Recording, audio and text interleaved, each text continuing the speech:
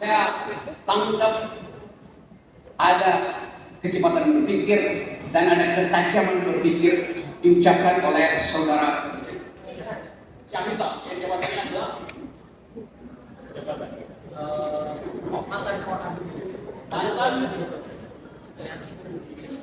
mantan aliansi BEM Bojonegoro. Dia menunjukkan data alternatif dan pikiran alternatif. Walaupun saya tahu bahwa growth pertumbuhan ekonomi di Bojonegoro di atas pertumbuhan nasional 5,sekian%, sementara nasionalnya 4,3%. Jadi sebetulnya ada kesempatan bagi teman-teman di Bojonegoro untuk menuntut lebih dari pemerintah pusat karena kalian menyumbang lebih banyak. Katanya nggak kedengeran kalau pakai ini, benar?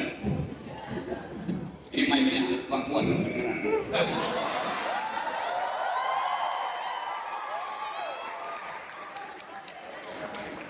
Jadi betul ada perspektif kritis, tapi itu urusan kita. Saya mau bicara soal makropolitikanya, supaya kalian punya perspektif yang melampaui keadaan lokal di Bojonegoro. Judulnya etika politik dan pertumbuhan ekonomi. Etika politik dan pertumbuhan ekonomi di era Anies Baswedan.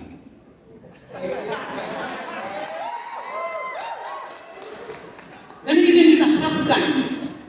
Kalau yang sekarang itu, gimana etika politiknya, gimana pertumbuhan ekonomi? Siapa yang sekarang?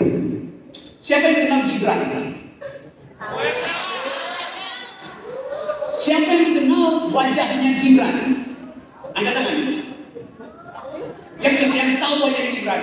Angkat tangan. Oke. Siapa yang tahu isi pikiran Gibran?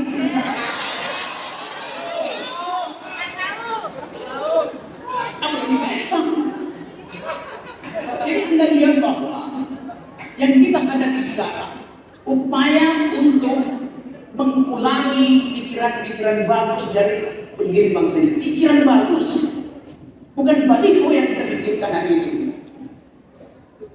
Ada kasus hari ini yang mendebarkan, yang mungkin dalam 1-2 jam ini akan diumumkan oleh Mahkamah Konstitusi. Apakah Gibran akan menjadi orang pertama yang mewakili saudara-saudara karena usianya di bawah 40 tahun untuk jadi wakil presiden? Mungkin saja. Tetapi yang kita persoalkan adalah etika politik. Anda bayangkan, Kaisang adalah ketua PSI. Kaisang meminta pamannya yang ketua Mahkamah Konstitusi untuk memutuskan Gibran yang adalah kakaknya atas perintah bapaknya. Etika politik apa yang ada di situ hari ini?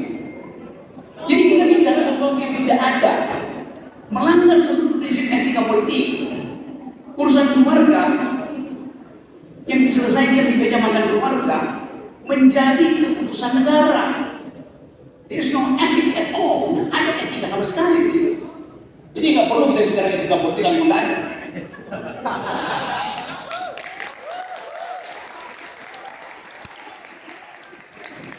Pertumbuhan ekonomi. Tadi pagi saya baca data. Indonesia adalah negara yang paling banyak orang yang kelaparan. 9,7 juta orang Indonesia kelaparan di Asia.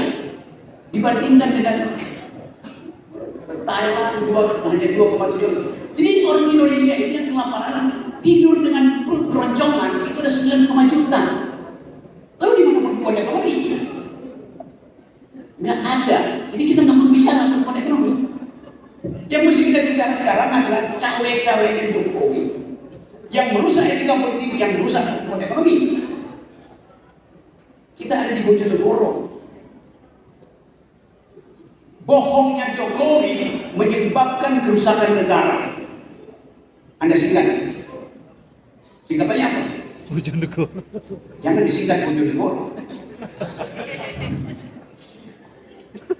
Bohongnya Jokowi merusak negara. Singkatannya bukan Bojonegoro. Supaya saya nggak disalahkan. Tapi itu faktanya. Kalian di sini dijanjikan oleh Jokowi untuk jadi bonus demografi.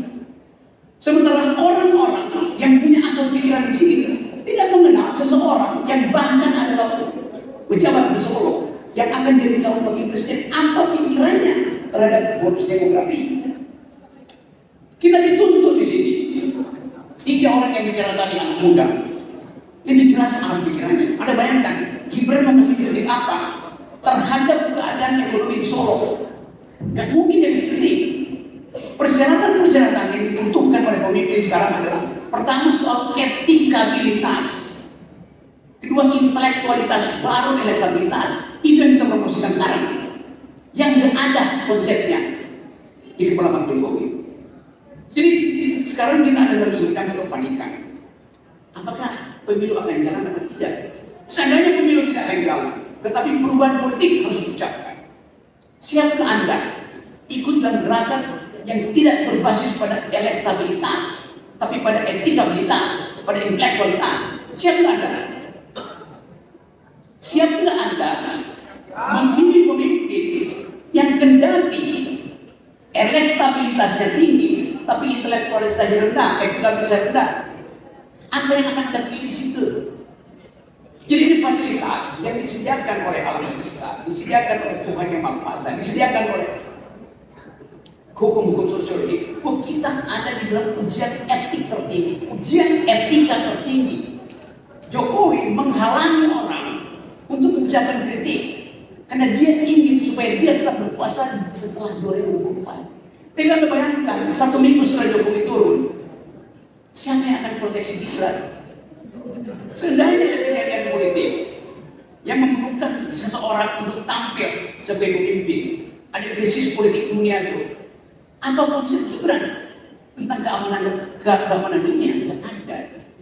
Jadi sangat berbahaya kalau kita mengiyakan seseorang yang tidak punya kapasitas dan hanya dikendalikan oleh ambisi bapaknya. Itu soalnya. Jadi sekali lagi bagi saudara-saudara sini, saya ingin ada diskusi kecil di sini untuk menentukan langkah Anda apa kalau terjadi krisis politik minggu ini. Dan itu bisa terjadi. Hanya tinggal 3 hari kita menunggu kepastian siapa yang akan jadi wakil presiden dari Prabowo, siapa yang akan jadi wakil presiden dari Ganjar. Tidak ada. Yang udah pasti, Anies punya kepastian. Anda harus puji Anies dan Caimin. Anda harus puji Prabowo dan entah siapa yang akan puji. Anda puji Ganjar dan entah siapa. Jadi minimal Anies Baswedan dan pasangannya sudah bisa diundang ke Bojonegoro untuk diuji pikirannya.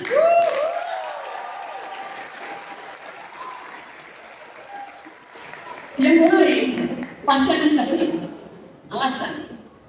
Prabowo akan bilang saya belum punya pasangan calon wakil presiden, jadi jangan undang saya. Ini juga Ganjar. Nah ini yang menunjukkan bahwa yang siap itu adalah Anies dan Caimin. Itu dasarnya tuh. Kan itu kan surat undang itu beredar di wartawan 19 Oktober. Pasangan ini akan mendaftar.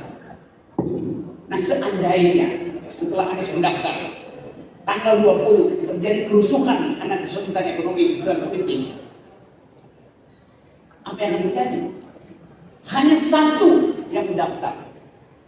Nah ini kemungkinan yang mesti Anda pikirkan.